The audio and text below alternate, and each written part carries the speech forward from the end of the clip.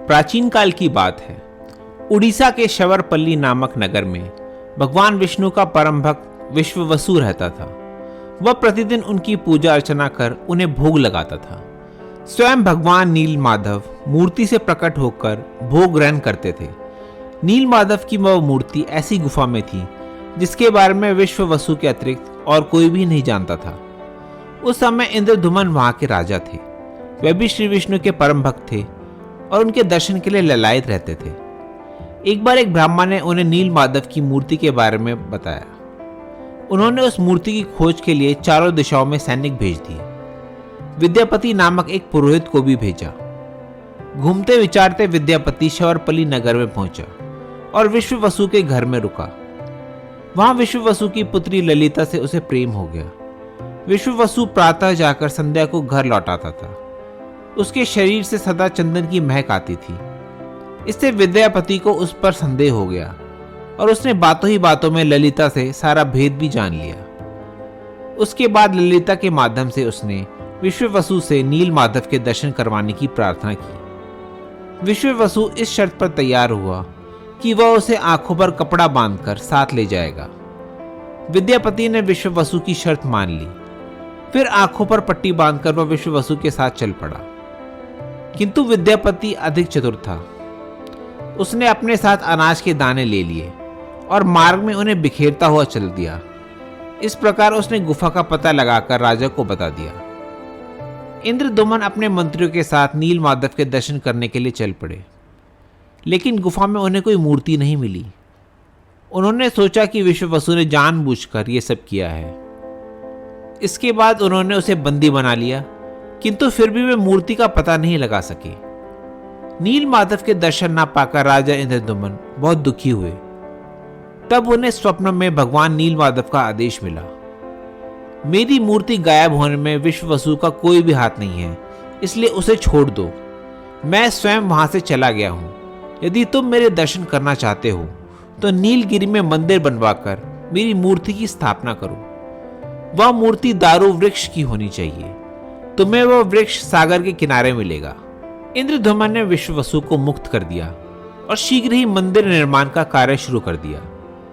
जब मंदिर बन गया तो दारू वृक्ष को खोजते हो इंद्रधुमन समुद्र तट पर पहुंचे। वहां उन्हें विशाल दारू वृक्ष मिला। इंद्रधुमन ने सैनिकों को उसे ले चलने के लिए आदेश दिया, लेकिन सैनिक उसे वो हिला भी नहीं सके।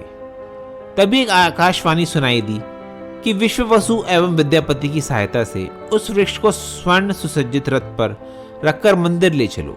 इंद्रधुम्न ने उन दोनों को बुलाकर उनकी सहायता से वृक्ष को मंदिर तक पहुंचाया। वृक्ष पर गदा, शंख, चक्र और पद्म के चिन्ह बने हुए थे। जब शिल्पी उस वृक्ष पर भगवान नील माधव की प्रतिमा उकेरने लगे तो उनमें से कोई भी काम नहीं कर सका। इंद्रधुम्न की चिंता बढ़ गई। तब वहां एक वृद्ध आया और बोला, राजन, मैं मूर्ति बना सकता हूं, किंतु मेरी एक शर्त है। मैं श्री मूर्ति का निर्माण मंदिर के अंदर करूंगा।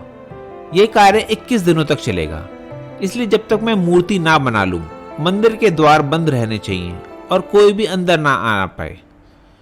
इंद्रधुम्न ने उसकी शर्त मान ली। वह वृद्ध द्वार बंद करके मूर्ति बनाने लगा। 15 दिनों तक मंदिर से आवाजें आती रही, लेकिन फिर बंद हो गई। तब किसी अनिष्ट की आशंका से राजा ने मंदिर में प्रवेश किया, लेकिन अंदर कोई नहीं था। पास में ही दारू वृक्ष से बनी 3 अधूरी मूर्तियां पड़ी थी। उनके हाथ व पैर की उंगलियां अभी नहीं बनी थी। कार्य अधूरा ही था। यह देखकर इंद्रधुम्न पूर्ण चिंता में डूब गया। एक रात इंद्रधुम्न के स्वप्न में नील माधव प्रकट होकर बोले, राजन, वह वृद्ध मैं ही था जो मूर्तियां गढ़ रहा था, लेकिन 21 दिन पूरे होने से पहले ही तुमने अपना वचन तोड़कर मंदिर में प्रवेश किया है। इसलिए अब मैं उसी रूप से वहां विराजमान होकर भक्तों की पूजा और भोग स्वीकार करूंगा। इंद्रदुम्न बोले, भगवान, आप मेरी एक अभिलाषा और पूरी करने की कृपा करें। विश्ववसु आपका परम भक्त है, उसका वंश कभी समाप्त ना हो और इसी प्रकार वह आपकी सेवा करते रहे। इसी तरह विद्यापति की संतान भी सर्वदा आपकी सेवा करती रहे। भगवान नील माधव ने इंद्रदुम्न की इच्छा पूरी कर दी और उसे स्वयं अपने लिए भी कुछ मांगने के लिए कहा। इंद्रदुम्न बोले, प्रभु, मैं नहीं चाहता कि आपकी मुझ पर जो इतनी कृपा हुई है उससे मुझ में अहंकार पैदा हो। इसलिए आप मुझे आशीर्वाद दें कि मेरा वंश यहीं पर समाप्त हो जाए। भगवान नीलमाधव बोले, ऐसा ही होगा। तुम्हारा वंश यहीं समाप्त होने पर भी संसार में अमर रहेगा। ये कहकर वर अंतर्ध्यान हो गए। राजा इंद्रद्युम्न ने उन्हें अपूर्ण मूर्तियों को मंदिर में स्थापित कर दिया। तभी से उड़ीसा के जगन्नाथ मंदिर में नीलमाधव विराजमान है।